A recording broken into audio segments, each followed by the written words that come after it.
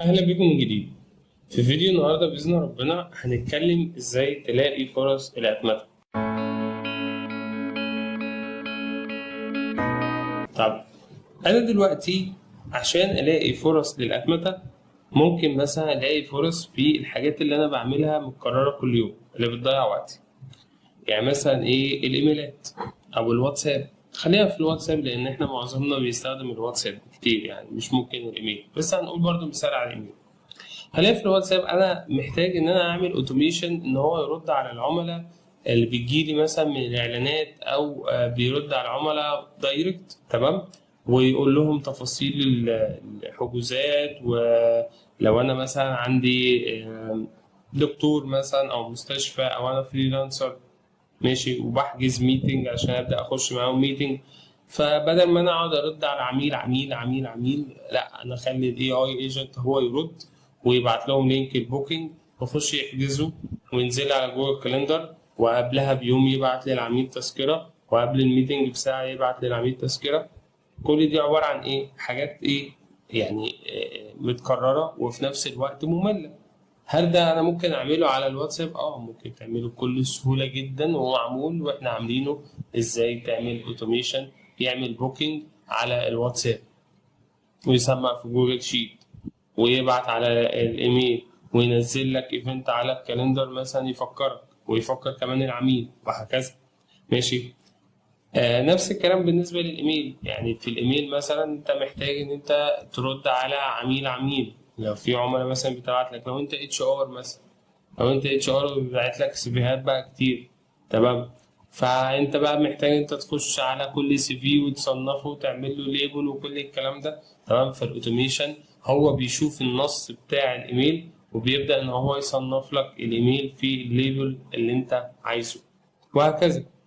ممكن مثلا انت بتحضر ميتنج كتير ولا حاجه، ماشي، فانت محتاج ان انت تعمل فولو اب على الناس دي. يعني تبدا ان انت بعد ما تخلص الميتنج انت محتاج ان انت بقى تتابع الناس دي عشان تحجز، تمام، او تلخص الميتنج وتبعته لهم، او ان انت بعد الميتنج تبدا ان انت تبعت لهم مثلا زي ايه بروبوزال او عرض سعر. فالحاجات دي مالها عباره عن اوتوميشن بيتكرر، اوتوميشن بيخلي الواحد يزهق ان هو يعمل. ممكن مثلا في المشاريع، لو انت مثلا عندك مشاريع وبتتابع التيم بتاعك مثلا، انا بقول كل ده ازاي تلاقي فرص يعني في موضوع الاوتوميشن.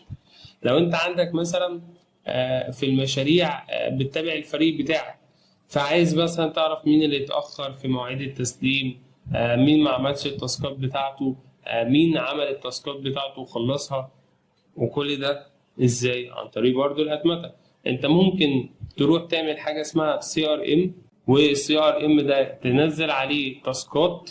تقول لي بس السي ار ام ده للعملاء اللي هم المحتملين. هقول لك عادي، وممكن عادي يبقى عليه تاسكات الموظفين. تنزل تاسكات الموظفين ويبدا السيستم يبعت لك مين خلص التاسكات بتاعته ومين ما خلصهاش، مين سلمها ومين لسه ايه ما سلمهاش، بدل ما انت تخش وتعمل فلتر وتشوف مين خلص ومين ما خلص، وهكذا. الواتساب والرسائل خلاص قلناها، وكمان سلاك. في عندك مثلا ايه جوجل شيت. بدل ما انت تروح تسحب بيانات وتحولها لمثلا شارتات، او تسحب البيانات وتحولها مثلا للوحة تحكم تشوف انت كسبان النهارده ولا خسران، انت ممكن مثلا تسأل الذكاء الاصطناعي سؤال فويس: ايه اخبار الايرادات النهارده؟ ايه اخبار الاعلانات النهارده؟ بدل ما تقعد تمقق عينك في لوحة التحكم كده، لا انا هنا انا وقعت، انا هنا مش عارف ايه، لا سؤال واحد بس عن طريق تليجرام يبدأ يقول لك انت كسبان ولا خسران، الاعلانات بتاعتك شغاله حلو ولا مش شغاله حلو، مين جه النهارده من الموظفين ومين غاب، وهكذا. ممكن برضو تخزين الملفات. يعني كل شويه محتاج ان انا اخزن ارفع ملفات كل شويه، كل فتره كده بعمل باك اب. لا، طب ما تعمل اوتوميشن انه مثلا كل يوم يعمل باك اب لنفسه ويرفع على جوجل درايف. انا ليه كل شويه اروح اتعب نفسي واوجع قلبي ان انا ارفع؟ نيجي لأفكار تانية للأتمتة ممكن إن هي تساعدك إن تطلع أفكار وتشتغل بيها، زي السي ار ام اللي إحنا اتكلمنا عليه من شوية. إن أنت تخلي العملاء يعني تتحول لوحدها من عميل لعميل. يعني إيه الكلام ده؟ مش فاهم. انا دلوقتي عندي، انا كابراهيم بقسم العملاء ليد وكواليفايد ونيجوشيشن وكلوزد. ليد ده اللي هو لسه محدش كلمه او جه جنبه، كواليفايد ده اللي هو لسه بيفكر، نيجوشيشن ده اللي هو عمال يقول لي طب ما تديني خصم، طب لو اديتني خصم انا هدفع النهارده، كلوزد ده اللي هو خلاص قفل الديل. ماشي. فانا عايز العميل بتاعي بناء على محادثته معايا على الواتساب، ماشي، يتحول من مثلا ليد لكواليفايد بناء على ايه؟ المحادثه. بدل ما انا اخش على السي ار ام واحول العميل، بلاش انا النهارده اتواصلت مع العميل، كلمته بعت له على الواتساب بقول له ها ايه الاخبار، انا عايز احدث تاريخ اخر تواصل مع العميل، وهكذا. نفس الكلام بالنسبه لايه؟ بالنسبه للمبيعات. يعني المبيعات بيقعد فتره طويله بيعمل فولو اب او بيقعد يتابع في العميل ويقعد يوجع في قلبه ويقعد يزن عليه لغايه لما العميل ده يشتري، يا اما يقول له بالله عليك ابعد عن دماغي انا مش هشتري.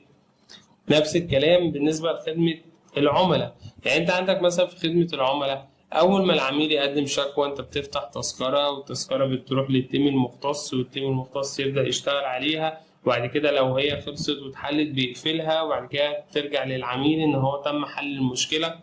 فده عباره عن ايه؟ بروسيس. طب ما انا ممكن احولها لاوتوميشن، ان العميل يكتب المشكله بتاعته على طول التيكت يتفتح، ماشي، للفريق المختص بناء على الكلام اللي هو كاتبه العميل. يعني انا بقول مثلا انا عندي مشكله في التصميم ده مش عاجبني، يروح لايه؟ فريق الجرافيك ديزاين، يقول له مثلا انا والله الكود ده بايظ عندي، تمام، يروح على طول لفريق البرمجه الويب ديفلوب، وهكذا.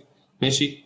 نفس الكلام في الماليه والفواتير، بدل ما انا اسجل الفواتير يدويا واتكلمنا عليها كتير، موضوع الفاتوره دي ممكن اصورها وتتحول على طول.